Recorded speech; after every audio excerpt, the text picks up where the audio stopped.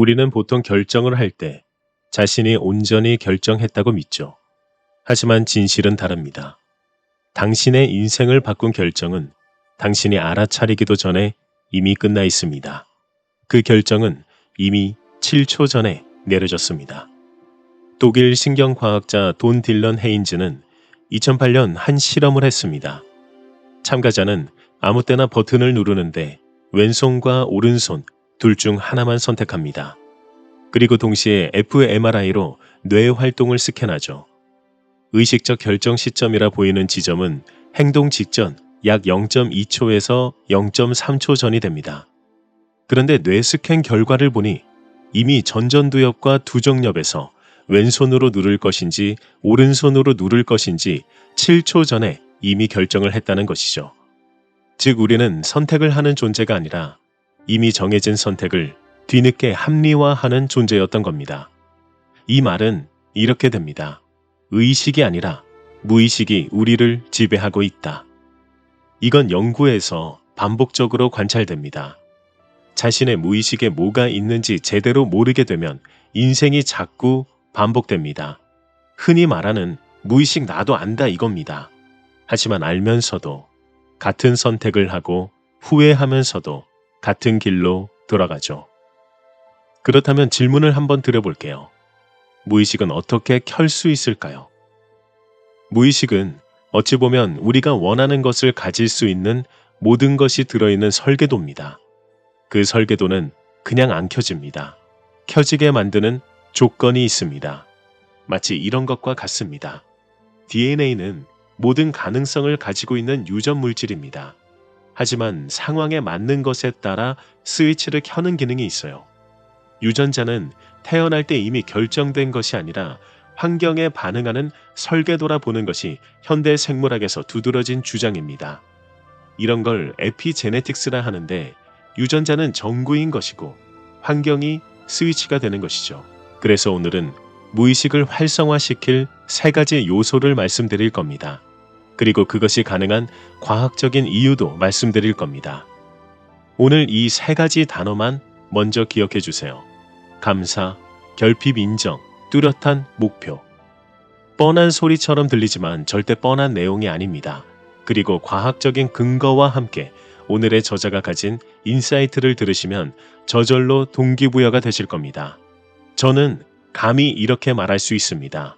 누구나 할 수 있으며 이 3가지 요소만 알면 돈의 흐름이 바뀌게 될 겁니다. 오늘 영상은 이걸 알게 된 뒤 자신의 인생을 걸고 실험해본 사람의 이야기입니다. 그녀는 이 비밀을 알게 된 뒤 잘 다니던 은행의 PB팀장직을 과감히 퇴사를 했고 받던 급여의 몇 배를 더 벌게 되었습니다. 그리고 이렇게 말하죠. 지금의 나는 내 시간을 내가 쓰고 만나고 싶은 사람을 만날 수 있는 자유가 있다. 오늘 소개해드리는 책 나는 비밀을 눈치채고 은행을 퇴사했다에서 저자의 비밀이 무엇인지 함께 살펴보겠습니다. 그럼 시작하겠습니다. 나는 좋아하는 일을 하며 살고 싶다. 그 간절한 마음 하나가 나를 여기까지 데려왔다. 16년간 움켜쥐었던 안정된 직장을 놓았다. 평범한 직장인으로 삶을 끝내기엔 아직 하고 싶은 것이 너무 많았다.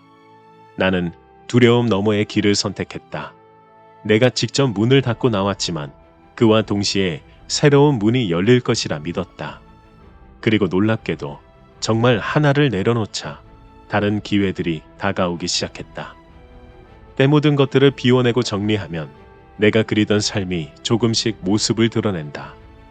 그리고 그 모습은 내 잠재의식 속에 있던 것들이 드러나기 시작한다. 바로 내가 좋아하는 일들이. 여기서부터 무의식에 어떻게 저장되는지가 보입니다. 지금 내가 살고 있는 집은 공원이 많은 동네에 있다. 내가 이 집에 사는 이유도 잠재의식이 작용했다. 대학교 때의 일이다. 내가 자주 찾던 공원에서 친구들과 술 마시기를 즐겼다. 지하철이 끊기고 어쩔 수 없이 공원에서 밤을 지새운 적이 있었다.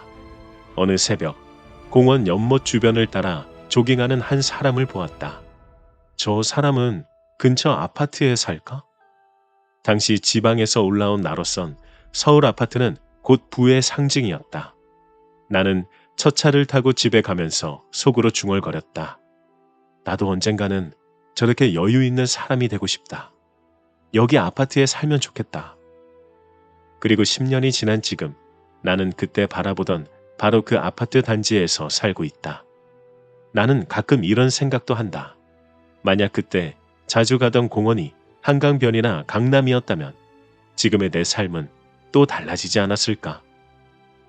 분명한 건 우리가 매일 접하는 경험과 기억이 먼 훗날 삶의 중요한 순간에 영향을 미친다는 사실이다. 그렇기에 나는 더욱 확신한다. 긍정적인 사고와 좋은 경험, 아름다운 장면을 의식적으로 가까이 두어야 한다는 것을. 그것들이 겹겹이 쌓여 언젠가 내 인생의 중요한 선택을 결정짓는 무의식의 신호가 되기 때문이다. 네, 여러분. 그럼 여기서 질문 하나 드릴게요. 여러분의 무의식 안에는 어떤 것이 들어있으십니까? 사람마다 무의식에는 모두 다른 것들이 들어있습니다. 모두의 경험이 각자 다르니까요. 그렇다면 자신의 무의식에 있는 것이 무엇인지 어떻게 알 수 있을까요? 제 강의에서 그 답을 찾으실 수 있을 겁니다. 한 가지 팁은 반대를 찾는 겁니다. 싫어하는 것을 찾으면 좋아하는 것이 나오게 됩니다. 자신의 무의식을 탐구하는 방법을 더 알아보고 싶으시면 더보기를 참고해 주세요. 오늘 책에서도 그 방법을 알 수 있죠. 그녀는 20대 때 각인된 아파트에서 지금 살고 있다고 했습니다. 책을 이어서 가겠습니다. 여기서 반전이 시작됩니다. 하지만 이렇게 각인됐다고 해서 무의식이 항상 발동하는 것은 아니다. 무의식이 발동하려면 중요한 것이 있다. 그것은 지금의 고통과 불행을 잘 견뎌야 한다는 것이다. 그래서 나는 고통과 불행이 찾아올 때 이렇게 스스로에게 묻는다. 내가 얼마나 더 잘 되려고 이런 시련이 오는 걸까? 불평하다가도 그 질문을 떠올리려 애쓴다. 지금 그 고통 속에 있는 사람이 내 책을 읽는다면 그 순간을 영화 속 한 장면으로 상상해보길 권하고 싶다. 주인공이 위기를 겪으며 더 큰 성장을 준비하는 것처럼 지금의 아픔도 언젠가는 삶을 풍성하게 만드는 한 페이지가 될 것이다. 나 역시 부정적인 생각이 꼬리를 물고 올라올 때면 일단 집 밖으로 나간다. 산책을 하거나 카페에 간다. 그것마저 여의치 않으면 집안에서 감사합니다라는 말을 반복한다. 그러다 보면 어느 순간 마음이 전환되고 감사가 내 안에서 조용히 고개를 든다. 매일 쓰는 감사 일기는 내 삶을 긍정으로 끌어당기는 작은 힘이 되어 주었다. 오프라 윈프리 역시 연설에서 감사 일기를 강력히 강조했다. 매일 밤 오늘 있었던 일과 앞으로 감사할 5가지를 적으세요. 여러분 인생에서 가능한 가장 높고 위대한 비전을 만드세요. 왜냐하면 자신이 믿는 대로 되기 때문입니다. 감사를 하는 것이 인생을 더 풍요롭게 만들어준다는 것은 과학적으로 증명된 사실이 있다는 걸 아시나요? 우리는 보통 뭔가 잘 되거나 위험에서 벗어나면 감사함을 느끼게 됩니다. 하지만 과학은 이렇게 말합니다. 감사하면 뇌가 잘 되는 상태로 전환된다. 앞서 7초 전에 이미 결정한 실험처럼 지금 이 순간 감사가 미래의 나를 잘 되게 만들도록 미리 세팅을 하는 겁니다. 감사를 느낄 때는 전전두엽이 활동이 증가하고 이는 충동을 억제하고 장기적 판단을 가능하게 하고 의미 있는 선택을 하도록 만들어준다는 것. 관련 연구들이 모두 같은 방향을 가리키죠. 전전두엽이 활성화되면 편도체에서 위협을 감지하는 과잉 반응이 줄어들기 때문입니다. 즉 불안이 줄어들기 때문에 뇌가 미래를 잘 되도록 세팅한다는 겁니다. 또한 도파민과 세로토닌 분비 패턴이 변화하기 시작합니다. 이 두 신호가 안정되면 조급함이 감소하고 비교를 중단하게 됩니다. 감사 일기를 쓰며 감사함을 매일 느끼는 것은 자신의 미래를 잘 되도록 세팅하는 과정인 겁니다. 오늘의 저자도 이를 알았던 거죠.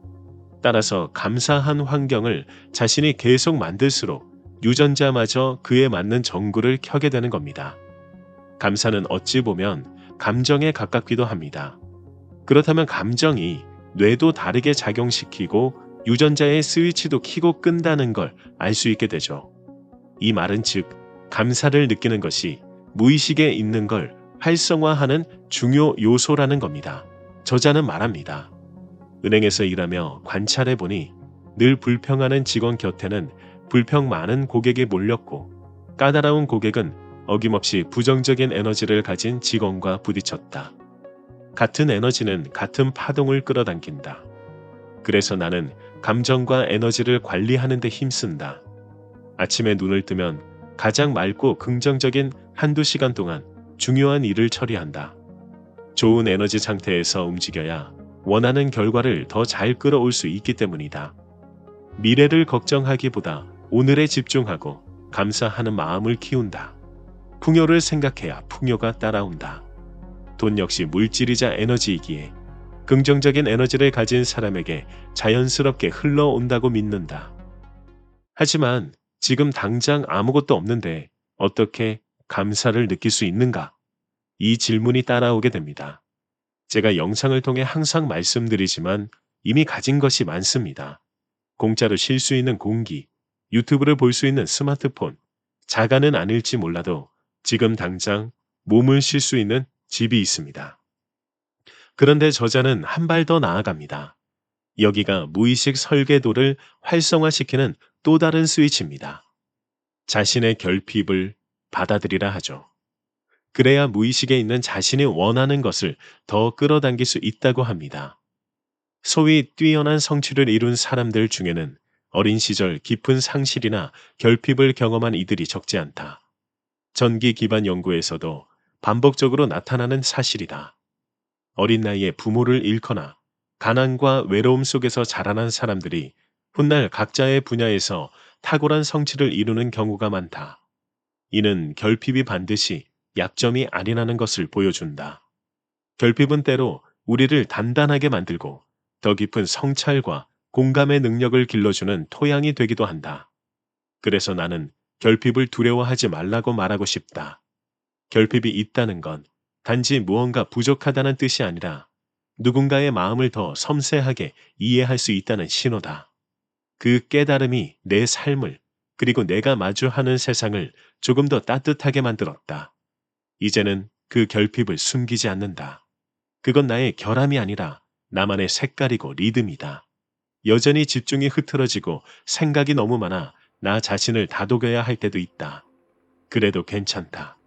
나는 이제 그런 나를 있는 그대로 받아들인다. 오히려 그런 나이기에 세상을 더 다층적으로 바라보고 사람의 마음을 더 깊이 이해할 수 있다. 이 고백을 통해 전하고 싶은 이야기가 있다.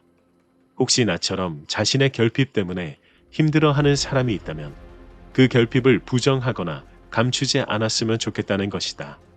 그것은 당신이 부족해서가 아니라 세상을 더 풍부하게 느낄 수 있는 감각을 타고났다는 증거일지도 모른다. 결핍은 때로 우리를 괴롭히지만 그 안에는 성장의 씨앗이 숨어 있다. 나의 결핍이 나를 더 깊고 단단하게 만들었듯 당신의 결핍도 언젠가 당신만의 빛으로 피어날 것이다. 제가 아는 유튜버 중에 강남호야라는 분이 계십니다. 그분은 책도 많이 읽으셨고 한강이 보이는 아파트에서 여유롭게 살고 계시죠. 그런데 그분이 생각하는 본인의 최대 약점은 바로 중졸이었습니다. 그런데 오히려 중졸 출신이 한강이 보이는 아파트에서 살고 있다면 그것이야말로 1%가 아닌가? 이런 생각이 드셨다 했죠. 오히려 약점을 드러내고 받아들이게 되신 겁니다. 결핍을 받아들이게 되면, 즉 약점을 인정하고 드러내면 오히려 그것이 강점이 되기도 합니다. 그리고 그 약점이 무의식에 있는 것에 스위치를 켜주는 것이 되기도 하죠. 다시 책으로 돌아오겠습니다. 무의식에 있는 것들에 스위치를 켜주는 것은 감사함과 결핍 인정 외에 중요한 한 가지가 더 있습니다. 이제 마지막 세 번째 요소입니다. 저자는 이렇게 말합니다. 좋아하는 일에 몰두하고 자신을 믿으며 매일 조금씩 전진한다면 그 결과는 반드시 찾아온다. 돌아보면 은행 입사, 정규직 전환, 내 집 마련, 4급 승진, VIP 팀장 보직까지 20대의 나로선 감히 상상도 못했던 일들이었다. 하지만 그 모든 시작은 거창한 목표에서 비롯된 게 아니었다. 서울에서 공부하고 싶다. 내 힘으로 집을 마련하고 싶다. 그 단순한 바람 하나에서 출발했고 그 작은 생각들이 마음속에서 차츰 그림이 되어 현실이 되었다. 그러니 지금 당신도 잠시 자신의 삶을 조용히 돌아보길 바란다. 분명 생각이 현실이 되었던 순간이 있을 것이다.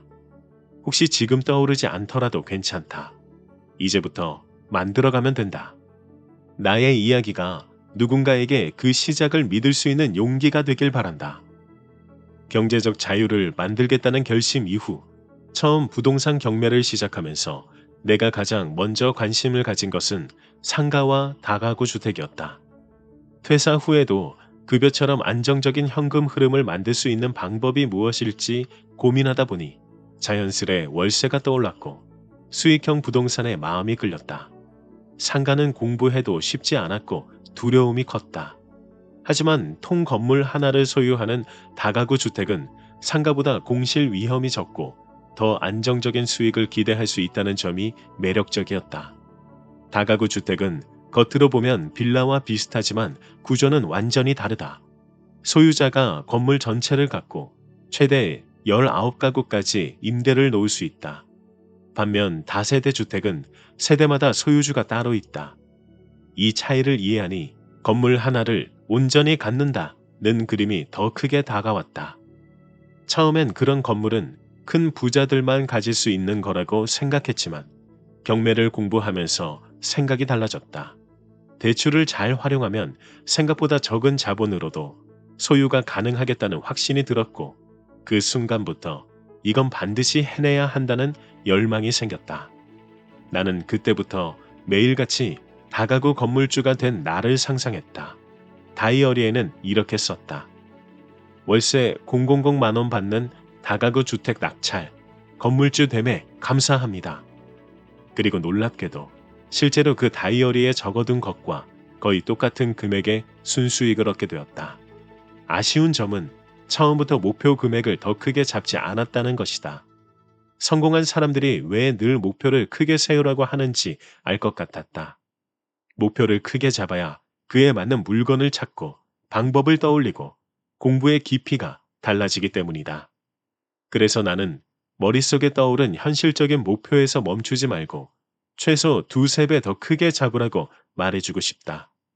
목표의 70에서 80%만 달성해도 처음에 소박한 바람을 훌쩍 뛰어넘어 있을 것이다. 나는 2022년 5월부터 다가구 주택을 집중적으로 공부하며 전국을 임장했고 2023년 10월 마침내 낙찰에 성공했다. 1년 6개월 동안 주말마다 남편과 함께 발품을 팔았다. 수익률을 계산하고 지방을 돌며 물건을 살펴보고 그렇게 다닌 도시가 16곳이었다. 즐겨찾기에 저장해두고 손품을 판 물건까지 합하면 200건 가까이 되었다. 아이를 키우고 회사에 다니면서도 이렇게 한 가지 목표에 집중할 수 있었다는 게 스스로도 신기했다. 명확한 목표는 누구에게나 놀라운 힘을 준다.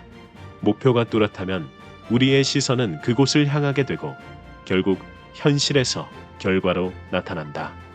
양자역학의 관찰자 이론처럼 우리가 목표를 꾸준히 바라볼 때 그것은 언젠가 눈앞에 실현된다. 이미 꿈을 이룬 사람처럼 말하고 행동하라.